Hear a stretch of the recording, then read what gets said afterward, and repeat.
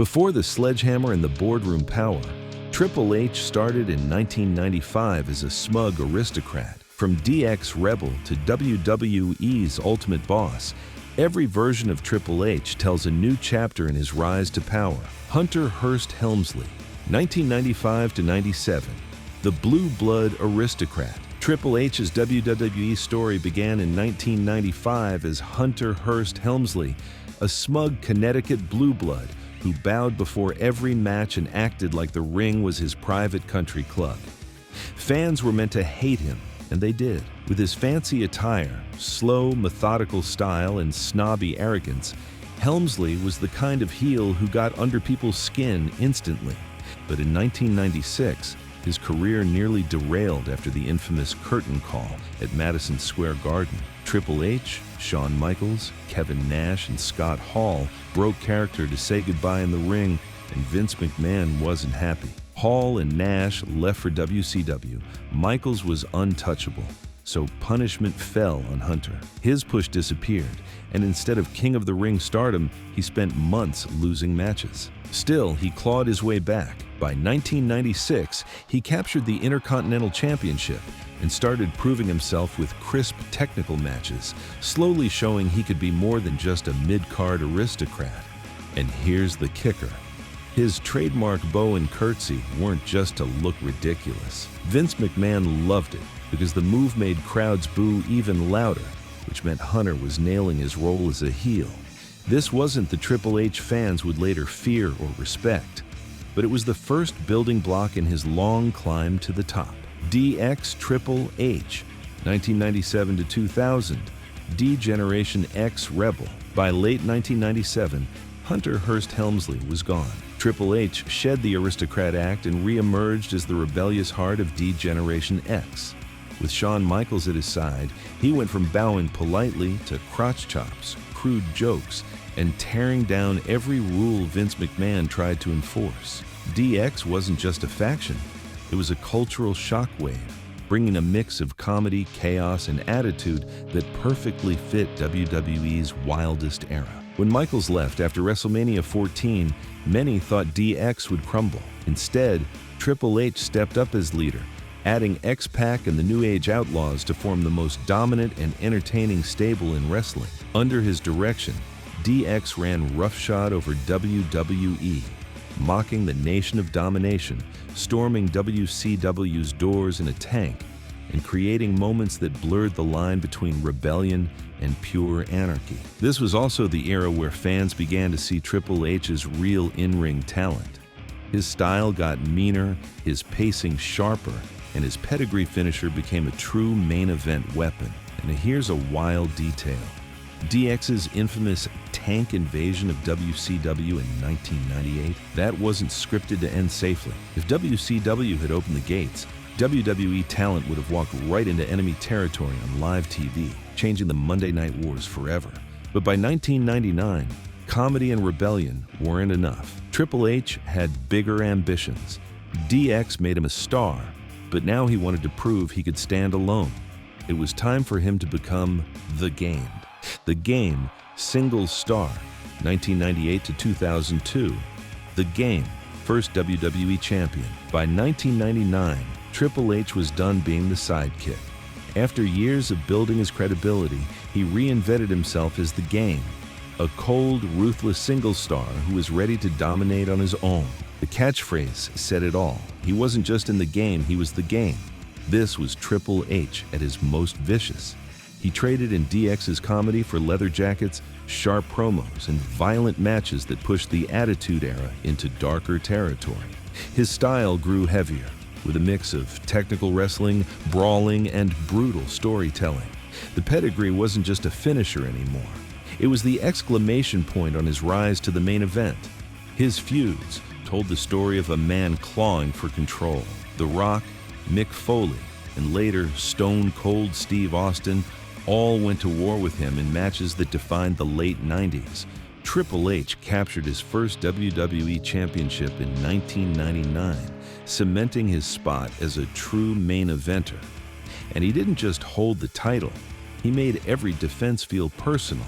using mind games as much as physical dominance. One of his biggest turning points came in 2000 with the McMahon-Helmsley era, where he aligned with Stephanie McMahon.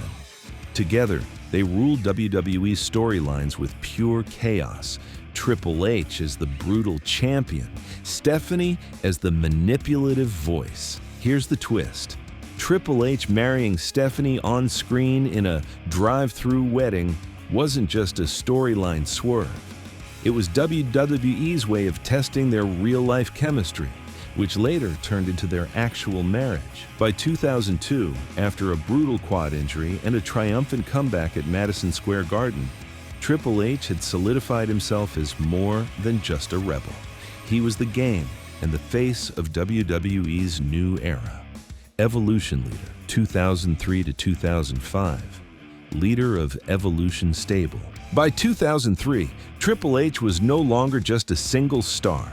He was the kingpin of Evolution. Surrounded by Ric Flair, Randy Orton, and Batista, he positioned himself as the centerpiece of a faction built on power, legacy, and control. Flair was the past, Orton the future, Batista the muscle, and Triple H the present, holding everything together as the World Heavyweight Champion. His look shifted again. Custom suits outside the ring, long leather coats inside it, and the championship gold never far from his shoulder. Evolution dominated Raw for 2 years, with each member holding titles and Triple H always pulling the strings. Here's the twist. Triple H's infamous golden shovel reputation really started here, because he rarely lost clean. Many fans saw it as politics, but it was also brilliant character work. He made himself the ruthless villain everyone wanted to see beaten. And when Evolution finally cracked, it gave WWE 2 megastars. Orton was the first to be exiled, but it was Batista's betrayal in 2005, turning down Hunter's manipulations and challenging him for the title, that cemented one of the greatest breakups in wrestling history. Triple H had built Evolution to secure his legacy, but in the end, he created the very rivals who would define the next era. Quick break. If you're interested so far, smash that like button and subscribe so you don't miss the rest of Triple H's wild journey. Cerebral assassin, 200s. Ruthless top heel persona. As the 2000s rolled on, Triple H fully embraced the role of the cerebral assassin, a ruthless heel who relied on mind games as much as brute force. He wasn't just beating opponents, he was breaking them down psychologically before the bell even rang. This was the era of cold stares, methodical promos, and a slower, punishing in-ring style designed to make every move feel calculated.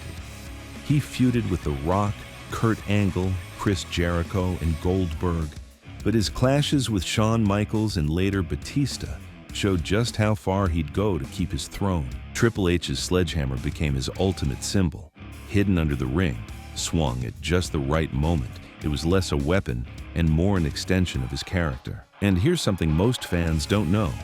WWE actually had multiple versions of the sledgehammer, some with real steel heads for dramatic shots and lighter hollow ones that could be used safely in matches. His reigns during this stretch were long and controversial, with many calling him the ultimate villain of the ruthless aggression era. Whether fans loved him or hated him, they couldn't ignore him. Every entrance in that spotlight, water spraying into the air, screamed control, dominance, and intimidation. By the late 2000s, Triple H wasn't just a top star. He was the man pulling every string, living up to the name Cerebral Assassin like never before. The Authority, 2010 to 14, on-screen COO/power figure. By 2010, Triple H had transitioned from full-time wrestler to an on-screen power figure, stepping into the role of WWE's COO. But this wasn't just a corporate move. It became one of the most dominant storylines of the decade, The Authority. Alongside Stephanie McMahon, Triple H blurred the line between executive and villain, using his real-life role to create a character who controlled WWE's fate from the boardroom to the ring. They handpicked champions, manipulated outcomes, and punished anyone who dared to rebel.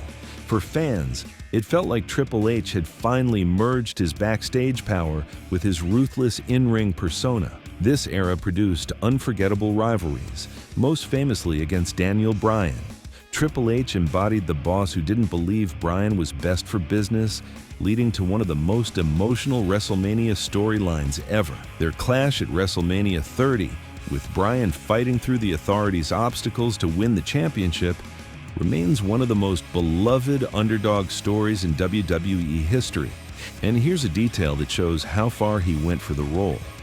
When Triple H wrestled The Undertaker at WrestleMania 27, he came out to Metallica's For Whom the Bell Tolls. That wasn't WWE's idea. It was his personal choice, setting the tone for an entrance that made him feel like a true final boss. The Authority turned Triple H into more than just the game. He was now the face of WWE's corporate machine, controlling, untouchable, and more hated than ever. Legacy rivalries, 2005 to 2010. Iconic feuds with Undertaker, Cena, Batista cemented his place through rivalries that defined an era. His war with Batista was the first, exploding after Evolution's breakup.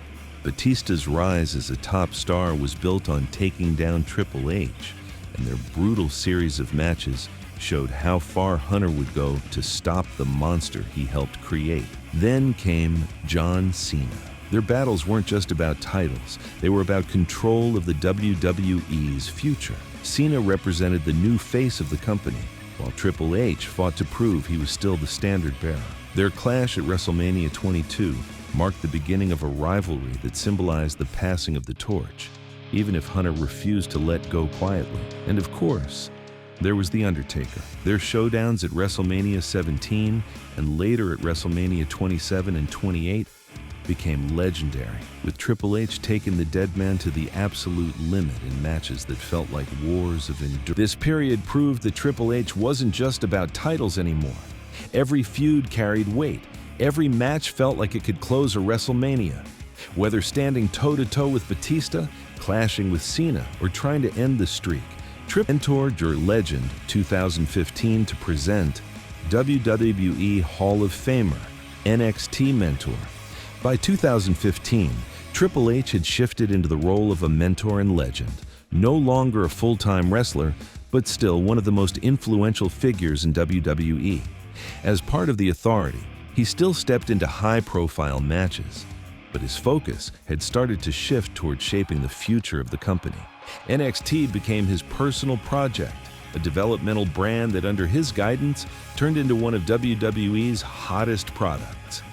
With its black and gold identity, takeover events, and talent like Seth Rollins, Kevin Owens, and Finn Balor, Triple H built a system that many fans saw as the true heart of wrestling. And here's the cool part. Triple H personally oversaw scouting and recruitment, even sitting in on tryouts, making him the direct bridge between the independent scene and WWE's main stage. In the ring, he still picked his spots for big moments. Most memorably, his match with Roman Reigns at WrestleMania 32 and his showdown with Seth Rollins at WrestleMania 33. These matches weren't about chasing titles anymore, but about storytelling, legacy, and passing the torch to the next generation. By 2022, health issues forced him to retire officially, and Triple H was inducted into the WWE Hall of Fame as part of D-Generation X. But his influence only grew. Today, he's WWE's Chief Content Officer, the man guiding the entire product. From bowing aristocrat to rebel, from ruthless champion to mentor of tomorrow, Triple H's journey is unmatched. Every version built on the last, creating a legacy as one of wrestling's most complete performers and most powerful figures. From Blue Blood to the Game, Triple H reinvented himself at every step. Which version was his greatest? Let us know in the comments. And don't forget to like and subscribe for more wrestling stories.